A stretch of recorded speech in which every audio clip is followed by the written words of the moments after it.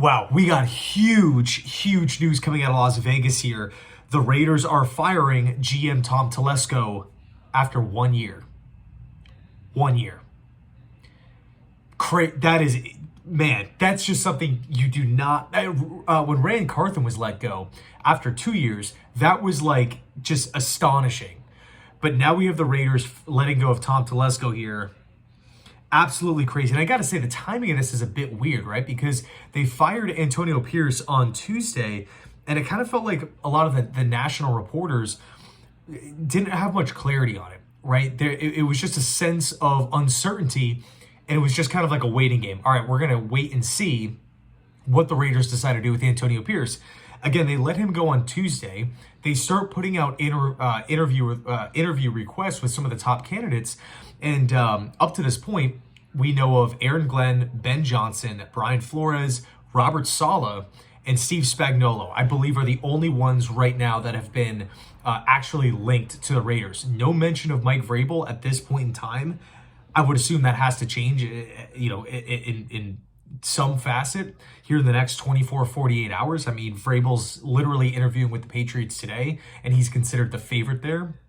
And it also kind of feels like the Patriots want Vrabel, but you could also argue Vrabel with the Raiders. So again, we're getting news of all these different interviews and whatnot. And then today on Thursday, they let go of Tom Telesco, the general manager. It begs the question, are the Raiders, and by the way, Tom Brady is going to be helping this search out. He's going to have a pretty significant role from based off of the recent reports.